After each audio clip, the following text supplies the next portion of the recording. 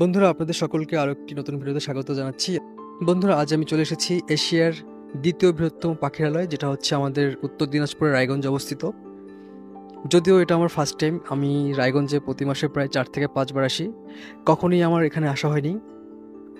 সত্যি কথা বলতে এটা আমার প্রথমবার এসে খুবই ভালো লাগছে। আর আপনারা যারা কুলিক ফরেস্টে আসতে চান, এটা কিন্তু রায়গঞ্জ এখন ওয়াইল্ড লাইফ সেঞ্চুরি হয়ে গেছে। যদিও এটার আগের নাম ছিল কুলিক ফরেস্ট, কিন্তু রিসেন্টলি এর নামটা চেঞ্জ করে এটাকে করা হয়েছে রায়গঞ্জ ওয়াইল্ড লাইফ সেঞ্চুরি। আপনারা যারা কুলিক ফরেস্ট আসতে চান, আপনাদেরকে বলবো যে আপনারা কলকাতা থেকে যারা আসবেন তারা রায়গঞ্জ স্টেশনে নামবেন এবং সেখান থেকে আপনারা টোটো বলুন বা অটো বলুন, যে কোনোভাবে আপনারা কুলিক ফরেস্টে আসতে পারবেন। এটা সত্যি খুবই ইজি। আর যেহেতু এটা আমাদের পশ্চিমবঙ্গের একটা গর্ব বলতে পারেন আপনারা, এশিয়ার দ্বিতীয় বৃহত্তম পাখিরালয়। প্রতি বছর জুলাই থেকে আগস্ট সেপ্টেম্বর এই সময়টাতে রায়গঞ্জের এই ওয়াইল্ড লাইফ সেঞ্চুরিতে প্রতি বছর প্রায় 90,000 থেকে 1 লক্ষ পাখি আসে, যার প্রায় ম্যাক্সিমামটাই হচ্ছে সাইবেরিয়া থেকে উড়ে আসে। আর এরা কিন্তু সবাই পরিযায়ী পাখি, তো তাদের রক্ষণাবেক্ষণ করা আমাদের একান্তই দায়িত্ব কর্তব্যের মধ্যে পড়ে। আর আপনাদের কাছেও একটা অনুরোধ, প্লিজ আপনারা যদি কখনো সময় পান একবার হলো আসুন রায়গঞ্জে। এটা আমার বাড়ি থেকে মাত্র 30 কিলোমিটার দূরত্বে অবস্থিত। তা সত্ত্বেও এটাই আমার প্রথম ভিজিট, এর আগে কখনোই এখানে আসা হয়নি। এটা সত্যি খুবই লজ্জার একটা বিষয়। যাই হোক, আপনারা যারা এখানে আসতে চান আসতে পারেন। আর চলুন আমরা একটু ভেতরটা ঘুরে দেখি।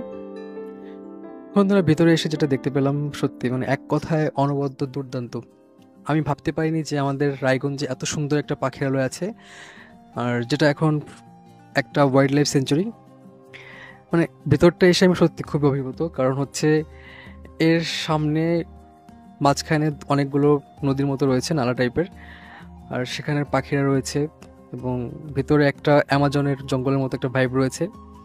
আর চারপাশটা এত সুন্দর গ্রিনারি যে আপনারা এখানে যারা আসবেন আপনারা মন্ত্রমুগ্ধের মতো তাকিয়ে থাকবেন যে কি চমৎকার একটা জায়গায় আসলাম। মানে সত্যি আমি এতদিন কি করে এই জায়গাটাকে মিস করলাম, মাঝে মধ্যে ভাবছি যে এত সুন্দর জায়গা। আর আপনারা এখানে চারপাশে জোনাকি পোকার আওয়াজ শুনতে পাচ্ছেন। আর আমি যেটা শুনেছি এখানে খুব বড় বড় সাইজের সাপও রয়েছে, যেটা থাকাটাও স্বাভাবিক যেহেতু এটা একটা ওয়াইল্ড লাইফ সেঞ্চুরি। এখানে সব ধরনের, যেমন শিয়াল রয়েছে, নীলগাই রয়েছে, অনেক কিছু রয়েছে এখানে। আর এটাকে রক্ষণাবেক্ষণ করার দায়িত্ব পুরোপুরি ফরেস্ট ডিপার্টমেন্টের। আর বন্ধুরা, কিছু দূর এগোতেই দেখতে পেলাম কয়েকটি ছোট ছোট ব্রিজ।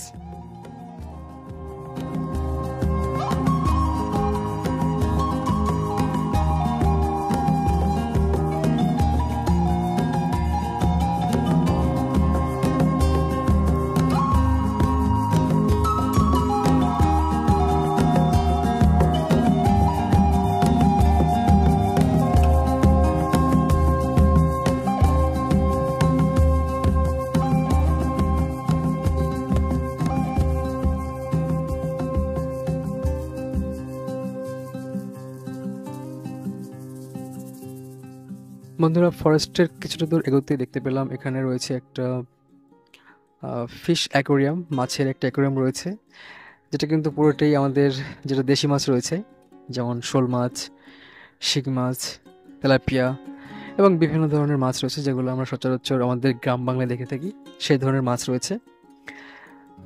আর সত্যি কথা বলতে বন্ধুরা, বাড়িতে যেহেতু আমি একটা রায়গঞ্জে কাজে এসেছি, যার জন্য প্রপারলি এখন আমি সময়টা দিতে পারছি না। জাস্ট 10 থেকে 15 মিনিটের জন্য ঢুকলাম, পুরোটাকে আমি এক্সপ্লোর করতে পারছি না। তবে আপনাদেরকে আমি কথা দিচ্ছি এরপরে যখন আমি আসবো একটা সুন্দর সম্পূর্ণ একটা প্রপার ভিডিও আপনাদেরকে প্রোভাইড করব। তবে আজকের মতো বিদায় নিচ্ছি, এবং আপনারা যারা রায়গঞ্জে আসতে চান প্লিজ, রায়গঞ্জে আসলে মাস্ট ভিজিটের একটা প্লেস হচ্ছে আপনার কুলিক ফরেস্ট। সত্যি কথা বলতে এটা আমাদের উত্তর দিনাজপুরের একটা গর্ব, এটাকে নিয়ে আমরা গর্ব করি অনেক। আপনারা যারা পুরো পশ্চিমবঙ্গবাসী রয়েছেন আপনাদের কাছে একটি অনুরোধ, প্লিজ আপনারা এখানে আসুন, এর যে প্রাকৃতিক সৌন্দর্য এটাকে উপভোগ করুন। আর এখানে প্রচুর পরিমাণে পাখি আসে, যেটা আপনারা চোখে না দেখলে কখনোই বিলিভ করতে পারবেন না। ওকে বন্ধুরা, আজকের মতো বিদায় নিচ্ছি, আর এরপরে দেখা হচ্ছে নতুন কোনো ব্লগে। আর আপনারা যদি কেউ রায়গঞ্জ থেকে দেখে থাকেন প্লিজ কমেন্ট করে জানাবেন। সত্যি খুব ভালো লাগার বিষয়, এটা আমাদের রায়গঞ্জের একটা গর্ব। চ্যানেল নতুন থাকলে অবশ্যই চ্যানেলটিকে সাবস্ক্রাইব করবেন। আর বন্ধুদের সঙ্গে অবশ্যই শেয়ার করতে ভুলবেন না। আজকের মতো বিদায় নিচ্ছি। সবাই অনেক ভালো থাকবেন। বাই।